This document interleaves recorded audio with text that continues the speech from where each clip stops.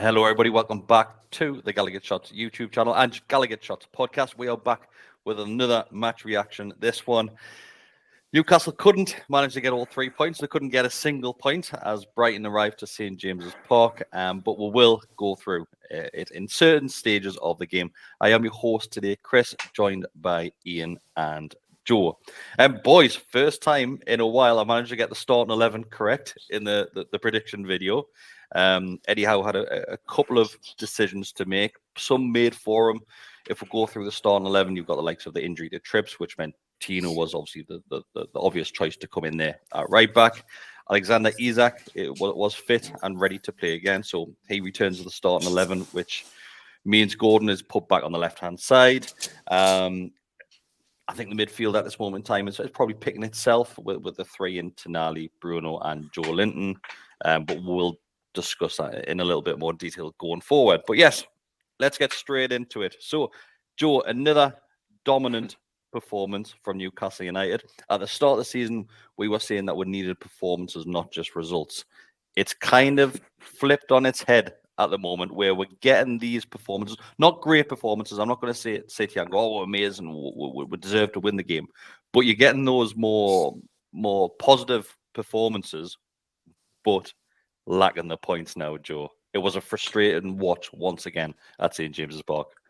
Yeah, it's been the I suppose a theme of the last month or so, where we seem to be putting in, like you say, these performances, dominating a lot of possession, creating some chances. You know, we're not completely bereft of any chances in some of these games, but we're just not able to be clinical. And it's funny when you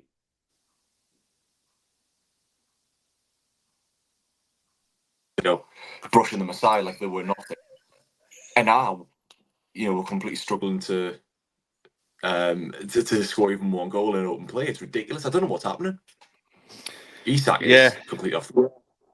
He's actually a great talking point and a great one to start with, because I was really excited to see Isak back in that team. And I think he's got one goal so far this season, but that's not entirely down to his fault. Yes, he's missed a lot of games, but the service just hasn't been there at the start of the season for him.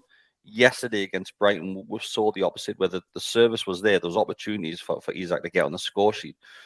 There's a great one-on-one chance. Well, it's just before Brighton get the winner, really, but there's a great one-on-one with the keeper. And Isak from last season and the season before, he's full of confidence, and he strolls around the keeper. He just walks around the keeper with that, "Thank you very much, open net." But he's got all the time in the world, and he tries to get a shot away, and it's kind of straight at the keeper. You can't really look elsewhere. Yeah, it's very, very poor. And just to touch on, obviously, him this season, the first sort of set of games, he was very, very isolated. Like there's no one in and around him, which I think is a big concern itself. Whereas yesterday, like you were saying, he was getting balls played through from the midfield. That chance, I know, like in our group chat, people are saying, "Oh, if he's been playing in recent weeks, he scores that chance." For me, there's no real excuse. Like he's arguably a world-class striker. That's his bread and butter. And I think looking back at it, he's the ball through. It's a class little bit of play. Like Tonali just pops it in front of Bruno, and he plays a class ball through. If you look at Isak's touch, I think Isak, he's almost kind of on the stretch, and it's a little bit heavy. But then he's caught in two minds of, do I just shoot and do I get him shot away, or do I try and go around the keeper? And he literally at the last second has to decide what to do rather than being composed like we usually see him. And it's I'm sorry, but that's a terrible miss. Like he should be burying it, regardless of how many games he's missed or not. That's his bread and butter. And you bet your mortgage on that. 100%. You bet your mortgage on it. And it wasn't just that incident or like he's finishing in general. It was his decision making, which you can put down to sort of lack of match fitness and sharpness. But his decision making, like there was a chance in the second half where I think he was on the flag for offside, but watching the replays, he's actually on, and he takes so many touches to then try and get a shot away, and the chance is gone. Like it was so frustrating, because that first half, I said in the group chat, it was genuinely like playing a game of FIFA where you're absolutely battering a team. they have one. Their only touch in the first half in our box was their goal, and that shows the dominance that we put in. But there was, I wouldn't say like loads of clear-cut chances. We had Gordon that had that chance in the first half where he got that touch in the box and whipped it round, and keeper made a decent save. But there wasn't loads of like gilt-edged chances that I thought we should be burying these. It was more half chances or like shots from distance, and it was just so frustrating to watch because, like you said, there was a few. Even if we go at the very start of the game, I'll come to you, Joe. We'll go at the very start, and the first opportunity comes from a shot from Isak just inside the box, and Jacob Murphy runs in front of it, and we'll block him. We can't even score anyway, and now we're blocking our own shots at goal. Jacob Murphy just runs in front of it, and Isak just turns his back, thinking, "What the fuck?" There are other chances in the game, but I know you have to look at Brighton at this moment in time and say Brighton came with a game plan and they executed that to perfection. Yeah. They really did. It helped a lot that we couldn't find the back of the net. Of course it did. But they knew that they had to slow that game down, just like other teams have done against us. As soon as that game is slowed down, then that's a big question mark against ourselves. Yes, we're still creating opportunities, but we can't score at the end of the day. But you've got to give credit to Brighton as well because they managed that game perfectly. They managed it well, but I can't completely agree that they managed it to perfection because I do think we just shot ourselves in the foot. Because we did create chances where we should have scored. If they had completely shut us out and we couldn't even manage, a clear-cut opportunity, then I would say fair enough. But I think we had, was it Dan? Someone put in the chat that we had 2.64 XG for that game yesterday, which shows that we did something right. But again, we're just not. My problem is, and I'll go back to Brighton in a sec. But my big problem with how we're playing right now is that I do feel like we're treating Isak a bit too much like a target man. In that he's very isolated up top by himself. We're getting a lot of the play out of the wings, but then when the wingers can't really do anything, they're having to cut inside and try and make something themselves. But Isak is just sat by himself in the middle a lot of the time. We used to see him drift out wide quite a lot and help out with a lot of the link-up play, but you're not seeing that as much. And if he does that, then it leaves the centre completely bereft of anyone in there to get on the end of a cross. So I don't really, I don't know how to solve it because I wouldn't, I'd be managing the squad. But that's just something I've noticed. With Brighton though, they did well. They did really well. They soaked up a lot of pressure. Yeah. Jacob Murphy did have to do some defending for them, so they're probably going to sign him in January. But thank God. They did well, and I don't celebrate too much, but they did well, and obviously it came down to the fact that when they got that opportunity, it was awful defending from us, but they managed to square it away. And I just laughed when that went in because I just thought that is so typical. Like Ian said, it's a game of FIFA. You're carving out all these chances, dominating since I think the half an hour mark, the commentators were saying, "Oh, Newcastle need to put these chances away before Brighton get into the game and all that." Yeah. And you thought it's going to happen because at the end of the day, Premier League teams, they're good teams, no matter whether they're defending for 90 minutes or not. They'll carve out opportunities, and just so happens when you don't put your chances away, you get punished. Just to touch on the XG, which you mentioned as well, I think that was at some point mid-game. That's what it was. Then was it still? Yeah. So at full time, because I've got the stats here. So the XG was 1.82 for Newcastle, and it was 1.09 for Brighton. So there's not too much dissimilar, really. Well, that's it. And Brighton came into the game. Brighton definitely came into the game later in the second half, as we'll touch upon, and it almost. You look at the final scoreline and go, actually, it probably wasn't a complete snatch and grab. But if you just took the first half in isolation for when the goal came, it absolutely was. So yeah. So let's discuss their goal, Ian, because Joe's mentioned there that it was poor defending. It really was, because you've got Fabian Shaw, Dan Burn. You could probably get about 4 cruise ships between those two at some times. Wait, Dan Burn was literally on the halfway line when the free kick was taken. Our most attacking player at some points in that game. Sometimes where he was the furthest up the field, and me and Mark at the match again. Why is Dan Burn there? He was closing down in the corner in the first half. How he managed to get there's been a couple of games where he's done that as well. But I like Dan Burneen, but I think he does have it in him where he does go and chase the ball a lot rather than just go, right, hang on, that's going to leave gaps. Like, so that what I'm doing right now is going to leave so much impact behind me without even realizing. And there's so many times where you'll see a lot of players will chase a player and go, right, it's going into somebody else's zone now. They can deal with it. Where Dan Burns like a kid, like a 4-year-old kid that sees a football. I'm chasing this ball. It is, and but yeah, I wouldn't necessarily blame him for the goal because when you look at it, it's a 3v2 in favour of us, and we just don't deal with it well. Like Livramento doesn't come, like him and Cher, from what I recall, sort of look like, well, who should go and close the ball down, and they just pass it through, and it's just really, really poor defending. Like there's no excuse for it. The first goal that Danny Welbeck has scored at St James's Park as well. So always struggle to get on the score sheet, and apparently that's the first one. I might be completely wrong, but I'm sure I've read that somewhere this morning. The return of Dr. Newcastle. Tino is in two minds. Tino's challenge looks like it's a challenge in the middle of the field where he's looking at getting the ball and turning and going on the counter attack. There's no real force put into it. Welbeck just bounces off Danny Welbeck. Then you've got Hall tries to make a last ditch challenge, completely misses that. And it's a nice little passage of play from Brighton. It's 90 seconds between Isak missing that chance 1-on-1 to Brighton putting the ball in the back of the net. And that's one time they get out their own half in the first 45 minutes and they capitalize on it, which is so frustrating because we've had 2-3 chances before that, and you know for fine well if we score that chance early on, it's a completely different game. Game's ours. They have to change their setup completely at that point. And that would probably then play into our hands, which is the most frustrating thing. That if Isak puts that goal away or Gordon goes in, I'm not blaming Gordon in for one iota with his chance. But if Isak scores his chance, that means Brighton then have to come and try and attack with.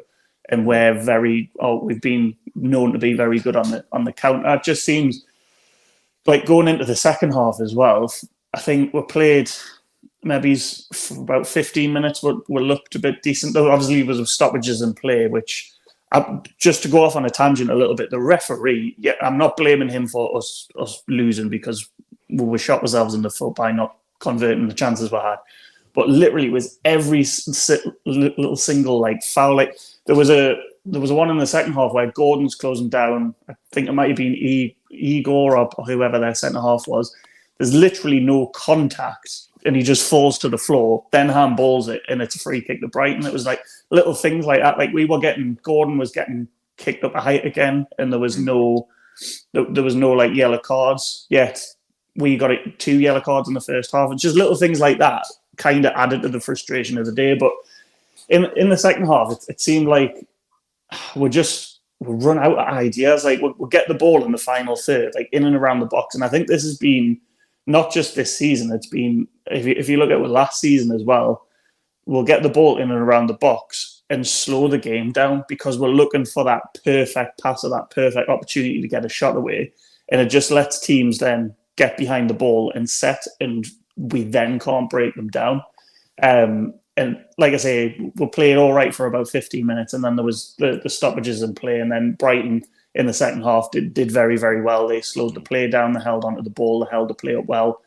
And as time went on, you could just see us getting more and more frustrated and then trying to force chances, and like the game ran away from in the end. There was a couple of frustrating performances from a couple of lads on the field as well. I'm going to have to mention this, and people will probably kick off. But Joe, that may be one of the worst games we've saw for Bruno because he was trying so hard at times and struggling. Sometimes there's an easy ball on for him just to put us that little bit further up the field, and he holds back a little bit and tries to do a bit more. He does some sort of pirouette and a spin on the edge of their box when he loses that, and you think of Bruno, just take a step back, just calm your tits a little bit and just slow it down, mate. He's trying to rush things so quick, and yes, it came off when he puts that ball in for Isak, but it was frustrating to watch Bruno sometimes.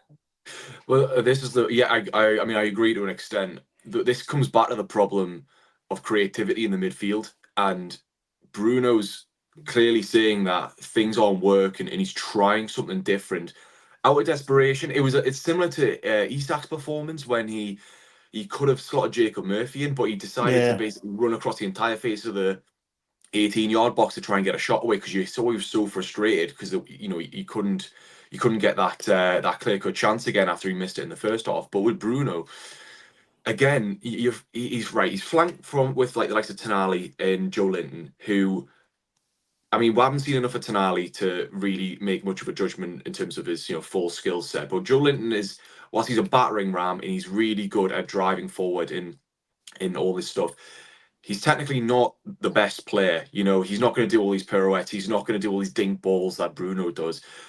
And so I do think that to an extent Bruno was looking at the game and going, I'm going to have to take it by the scruff of the neck and try and make something out of nothing.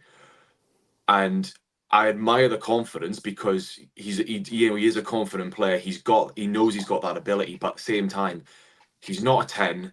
He's not being treated as a 10. So when he does make that mistake, like you say, we then get punished because we have those gaps in the midfield. I do think he needs someone alongside him who can be a little bit more, dare I say, a bit more of a James Maddison type, who can do that and allow Bruno to support when necessary. But yeah, I think, like I say, I find it a little bit difficult to completely, slate him for this game because he did try something when there was just nothing. That potentially means a change in the system. It means, I don't know, changing personnel, maybe get Joe Willock. I'm just thinking about the people that we have right now on the bench that would make a difference. But yeah, it wasn't his best game. I do think that he's had this criticism quite a lot since the start of the season, really. I do think he's had some good games, mine. I do. I think his, I remember Man City, I'm pretty sure it was that game where he was phenomenal.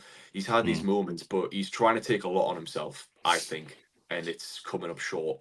But can he be fully to blame for that? I don't know. One of the players I wanted to mention as well, Ian, is Tino. Tino had a bit of an indifferent game where I thought he started off really well. And do you know what it is? It must be this right back position because it was at times where he just gifted Brighton the ball.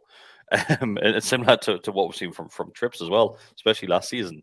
I think he lets Mitoma in twice where once he tries to control the ball and he just completely fluffs that Mitoma's through. And I think it's earlier on in the game as well where he tries to pass across basically across the back four and he just completely underhits that as well. And you think, oh God, like there's two chances where if they had to capitalize on that, then we could easily walk away 2-3-0 down. Obviously, once again, thanks to ourselves not being able to score a goal these days. But I thought Tino did all right. Going forward, I think he looks a hell of a lot better going forward than what he does defensively. But that's kind of what you see with wing backs these days. And do you know what it is? I can't look over that goal and think Tino should be doing a hell of a lot better. Yeah, I'd agree. I think the first half going forward, and it's always difficult when you.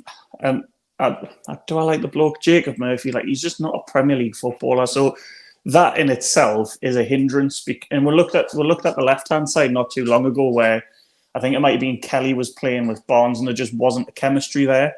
And obviously, 2 seasons ago, we had that lovely little triangle of Trippier, Bruno, and Almiron on that right hand side, and we're almost spoilt with that because we've just not seen anything like it. Even when they've changed personnel, I just feel that there's when you've got Jacob Murphy playing, it's I'm sorry, but he's a waste of a shirt. Like there was times yesterday where he's putting the ball in and there's literally no one even shown for a run. His decision making, like yes, he can put in a good delivery, but his decision making is just like it's non-existent, and that doesn't help with going forward because he become fairly predictable. That being said, I think Tino's second half he did struggle, especially when Mitoma came on. Obviously, he's quite a decent player. And he struggled to cope with them. But I wouldn't have said it was his best game. I wouldn't have said he was the worst player on the pitch. The one that I thought was absolutely terrible was Joe Willock when he came on. Like I don't think Harvey Barnes was that good, but you could see Harvey Barnes was trying stuff. Joe Willock just looked like he had no idea what he was supposed to be doing. Couldn't get into the game, mate. He really couldn't not get at all. Like he was getting ran off the ball. Like his decision making, like he could have like passed it off a few times, and he was running down blind alleys, having to come back, and that lets Brighton get set again. I think just in general, the whole afternoon was so frustrating to watch, and I honestly felt towards the end of the game that it looked more likely that it was going to be 2-0 to Brighton than us getting an equaliser, because that's the thing that I think everyone's now concerned about, and I've said it, I think Decker said it on All Smiling Faces as well. We haven't scored a goal from open play since Fulham, yeah, and that includes Everton, who, let's face it, are probably going to be in a relegation zone again. Man City, you can make an exception for because it's Man City. Wimbledon as well, like, and it's very very concerning that you've pretty much, bar one or two players, especially forward players, you've got a full strength squad, and you kind of get a tune out of any of them. It's been a case of you've either had decent performances but not put away chances, or you've played poorly and managed to grind out results. There's not one game this season where, and I'm not saying we've dominate game for 90 minutes, because that's absurd. There'll be spells in games where the opponents will control the game and get their chances, but we've not had a complete performance where we've performed well and got a result. And it kind of, it doesn't annoy us, but like I feel like people always have an excuse, like last season, granted, it was the injuries and the European football, and now it's, PSR. Like, PSR doesn't dictate games. Like, Eddie Howe yesterday, I thought, set up very, very well.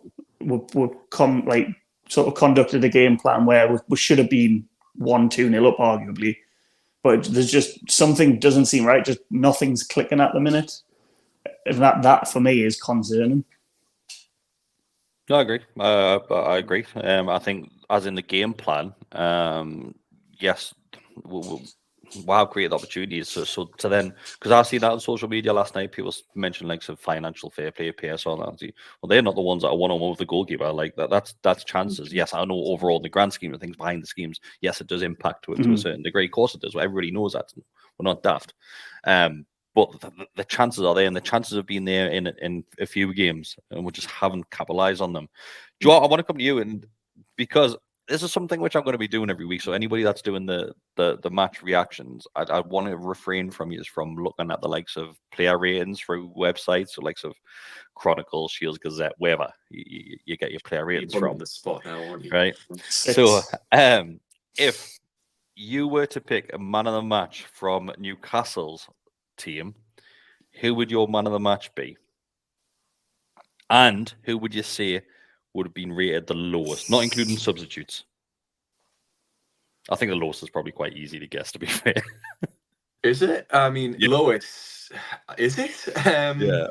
So is this, sorry, is this your pick? The lowest scoring is your pick. This is from the source, right? This week it's going to be the Chronicle that I'm going with. Lee Ryder did his match player. So I've got to predict what the Chronicle put. Right. Yes. Okay. Okay. Well, Paul Dummett 7 out of 10. Because no one's getting higher than a 7. I'll say Dan Burn. Okay. The highest. Okay. Incorrect. But okay. Incorrect. Okay. Right. And I'll say Jacob Murphy got the lowest. Yeah, that's correct. Of course, Jacob Murphy got the lowest. Yeah, Iain, who do you think the Chronicle put as their man of the match?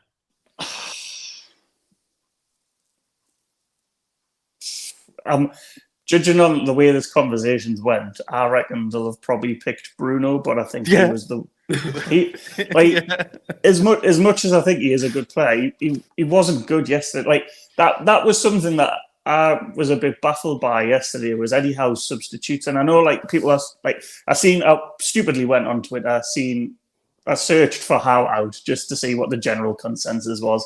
It's and you've got on it, isn't it? It's full of your tweets, wasn't it? I don't even tweet anymore. I just read it to put like sanity back in my head that I'm not one of these numbskulls. Like, for me, Howe, like I say, he set up tactically quite well yesterday in the first half. It's then down to the players to execute that and execute the chances. But I do feel with Howe, he's so one-dimensional or even stubborn to the fact he won't change things up.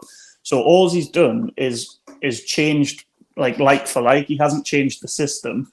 I thought Tonali was probably arguably one of the best players. He took him off. Whether it's fitness, I don't know, but he's played another 2 internationals midweek, and he's like, I just don't feel like how can not get away with it, but I don't think he's completely innocent in terms of his decision making. Like, well, leaving the substitutions, Ian, just to jump in, I think Tonali was having a very good game at this point. Well, very good, like a decent game at this point. Then he replaces him with Willock, and that changes the formation slightly. So you've taken arguably your best player at that point off the field and shuffle things around. So other people are being affected by that. And I'm thinking, I'm the same. I was scratching my head. Barnes on at the same time, didn't he? Barnes, yeah. No, it was. Or was it? Or was it not? It was a Longstaff. It was Barnes. No, Barnes. Oh no, sorry, Barnes Miggy came on with Longstaff. Oh yeah, sorry. No, there was another double sub made on the 84th minute, which had Bruno and Gordon come off the field, replaced by Longstaff and Almiron. Then in the 90th minute, Asula came on for Hull. That in itself, like, as much as that's the last of the dice. That as much as it, again, like, Isak's you is he your record sign? I think he's your record sign still. Yeah. Maybe, like, he's a goal scorer. He had an absolutely, like, dire game. Why leave him on with the hope of, he might get a chance, because he could be playing now and he still wouldn't score. Like, he was. For me, he was that poor, and I get he hasn't been in the team before anyone says I've got disgusting comments again and wants us banned from coming on match reactions, but he was poor. Like, you don't leave poor players on that aren't performing in the hope that they might get a chance. But I mean, he's still Isak though, and on his day he can still slot them away. But it wasn't his day yesterday. He was terrible. So what's the point in leaving someone on when he's not going to do anything? Like, because I mean, to put it this way, right? He's put Asula on, so it's pretty much a 4-4-2. Mike Bassett, like, let's just go for it. You might have thought that with a bit more support up top in the central areas, he might be able to create one or two more chances. That's fair enough, but why wait until the 90th minute or whatever to do that? I mean, that's fair. That is fair. That's what I question him. Like, he just doesn't seem like he has.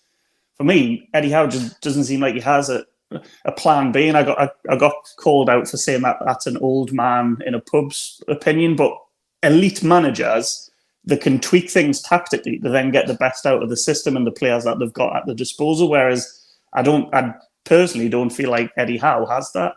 And that I'll probably get slated in the comments, but I just feel like at the moment he's one dimensional, and he hasn't got like I say, he hasn't got that plan B where this isn't working now, so we'll tweak things.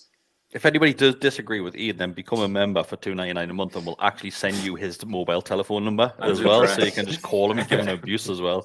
So just do that.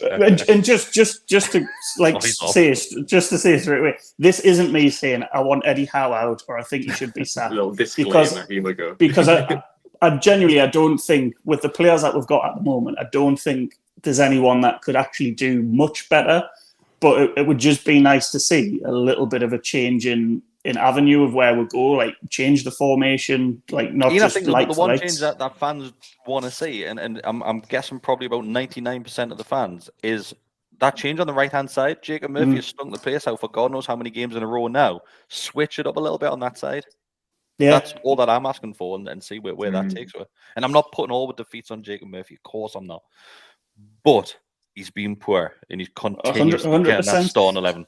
And that's another thing that on the How Out hashtag that apparently has started.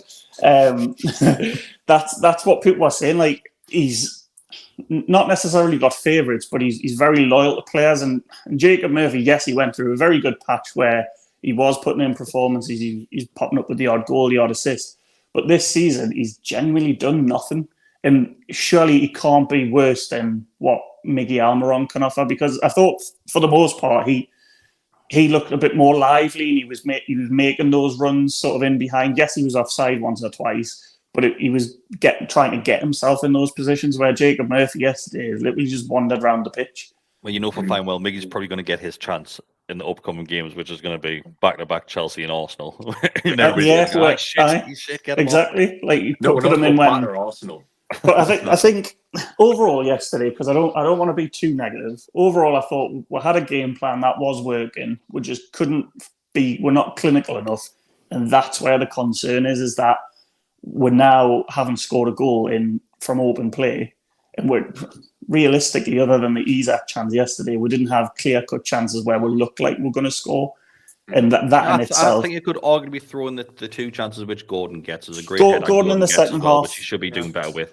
Sorry, yes, completely forgot about that. Joe Linton as well. Joe Linton in the second half, he had a couple of chances. Like he had that was frustrating because he was on the floor and tried to like dig a shot out. Swiped at it. Literally, Gordon had control of that ball, could have laid someone off, and like just decision making. But I think that's at the period of the game where we're then starting to try and force things. But to be fair, I will say with that chance with Joe Linton, like one of the defenders literally cleared it near enough off the line. I'm not going to get into exactly how close was that Jacob Murphy. I know it's a contentious point of view on this channel, but we had those chances. It was just really good last-ditch defending by Brighton in a couple of instances. And you know what they say, on a different day, those go in, and all of a sudden we're talking about a completely different result. Blah blah blah. So yeah, like you said towards the start, Kris, you got to give Brighton a lot of credit for their defending as well. But I'm gonna leave it on one final question. I'll ask you it first of all, Joe. Are you worried that we're not going to see the best Newcastle United this season? I think things will get better. I think things will click. I do believe that Howe doesn't quite know, not his best 11, because he's shown that he can tweak one or two players here and there, but I do think his overall system needs a bit of work, especially with Tonali and Barnes coming into the fold. I think he still doesn't quite know what to do with them. I don't think we're going to have the height of the season from a couple of years ago where we were smashing them in. But I do think things will get better. I think we need to be patient. I know people say, well, we've had 7 games or whatever it is, and yeah, it's not looking good at the minute, but I do have trust and I do have faith that how we'll sort this out. We'll just have to see. We've got a tough run of fixtures coming up, and I think we do sometimes show ourselves in the best light in these fixtures, especially when we don't have the majority of the ball. We saw it against City, where we were the best because we were pressing and we were a counter-attacking team. We could well be the same against like Arsenal or Chelsea. We'll just have to wait and see. But we do desperately need to sort ourselves out against these teams who are happy to sit on a low block. We've always been bad at it. So I don't think we'll see the best, but I think it'll get better. What about you, Iain? As for the last however many games, and particularly when we've got Chelsea and Arsenal coming up, I get what Joe was saying about we are better against those teams that are on the front foot we can then capitalise. I struggle to see we're scoring. Like, even the games we have scored, like even Everton to an extent, I don't remember we're really testing Pickford. We're not testing. It's not where keepers have put in absolute worldy performances and kept what out. We're struggling to create. And that in itself is a concern when you've got them come up. Even Forest aren't any mugs this season. They're going quite well. Yeah. I just it might be a couple of them in the match preview said that it was going to be 3-2, 3-1 or whatever. Like, I just don't see we're scoring again before Christmas. That's an exaggeration, I obviously do. But that is a concern for us. And whether we're put in performances where we can pick teams off against these two teams that will come up, because I think Chelsea's away, isn't it? Yeah, and then Chelsea away, Arsenal at home.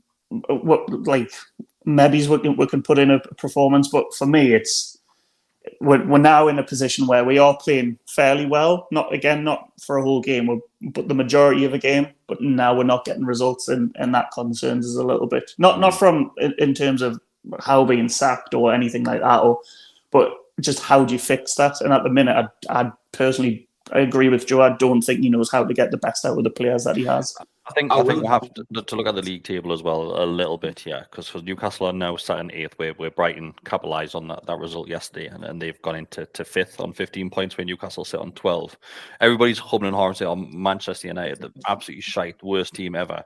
Man United are sat just 1 point below Newcastle. And everybody's saying, we've had an easy start of the season. Everybody was looking forward at the start of the season because it was a bit of an easy run to start with. Mm-hmm. We've got the tough patch coming up now.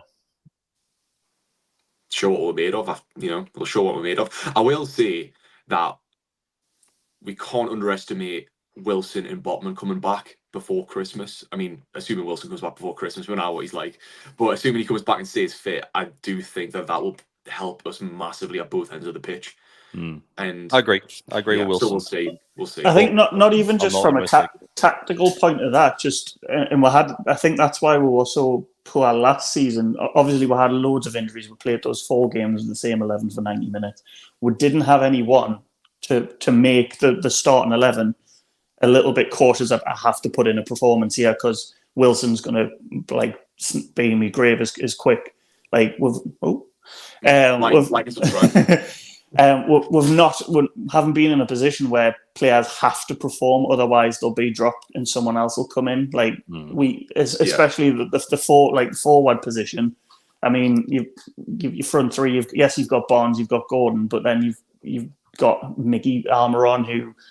Yes, he tries. You've got Jacob Murphy, and that's it. So I think that does have something to do with it as well. But like I say, I'm just so frustrated from yesterday. I've probably massively overreacted, and we'll beat Chelsea and beat Arsenal, and then we'll be in the Champions League, and everything will be rosy.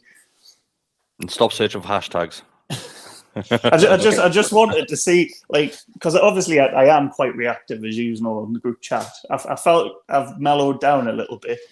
If you go on the How Out hashtag or the NUFC hashtag, like people need to live in padded rooms. Like, I'm sorry, but some of the takes yesterday, I'm just like, really, like, and I'm quite a reactional, emotional guy when it comes to Newcastle, but they made me look fairly sane.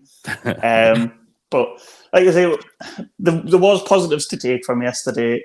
I'm hoping that Howe can find something that clicks and we can actually put in a performance and get a result as well.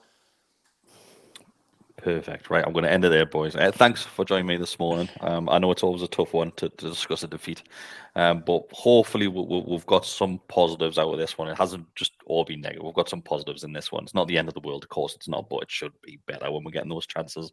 I think that's what we're going to have to look at in this situation, and we need to figure out how to start scoring goals, especially when the opportunities are there. We need to find and reassess where that net is, because it is getting a bit of a worry that we can't score from open play, like Ian said earlier on there.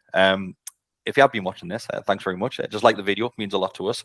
If you do want to become a subscriber, you can do that. It costs you absolutely nothing to do that, and you get a notification if you hit the bell for every single video that we'll put out there. Become a member as well if you can afford to do that. It is just $2.99 a month. You do get early access to videos and access to a couple of other things behind the scenes as well. I'll be back tomorrow night for the Always Smiling Faces podcast. That'll be around about 7:30, going live on YouTube. We will be discussing this in a little bit more detail, along with many other Newcastle-related topics as well. Thanks, boys. See you next time. Enjoy your Sunday. Ta-ra.